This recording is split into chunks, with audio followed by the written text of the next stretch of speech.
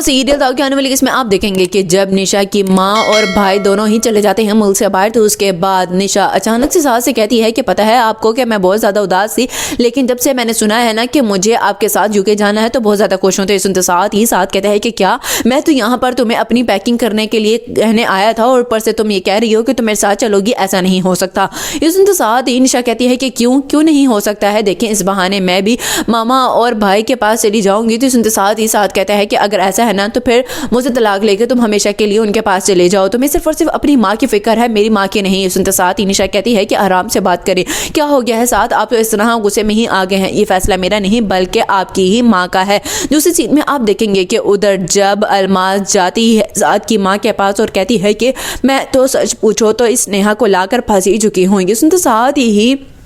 साथ की माँ कहती है कि लेकिन मैं तो निशा को लाकर बहुत ही ज़्यादा खुश हूँ, तुम ऐसी बातें क्यों कर रही हो, मुझे तो नहीं लगता कि नेहा तुम्हें तंग करती होगी। तो सुनते साथ ही अलमास बेगम कहती हैं कि हाँ बस देखने में लगता है कि वो मुझे तंग नहीं करती है, तुम्हें पता है कि जब से उसकी माँ मरी है वो अपने घर में ही बैठी हुई है, अब बताओ मैं क्या करूँ, अपने मसले मसाइल हल करूँ या फिर तुम्हारे। सुनते साथ ही आबदा कहती है कि ये बात तो बहुत ही ज़्यादा परेशानी की है, अगर वो इस तरह वहीं पर रही तो डिप्रेशन का शिकार हो जाएगी। ये सुनते साथ ही अलमास कहती है कि तुम्हें अभी भी उसकी ही पड़ी है, देखो मैंने तुम्हारे लिए कितना कुछ किया है। ये सुनते साथ ही साथ की माँ कहती है कि ये सब कुछ छोड़ो, मैं तुम्हें ये बताऊं कि अब मुझे नहीं लगता कि ये राज छुपा रहेगा कि हम दोनों दोस्त हैं।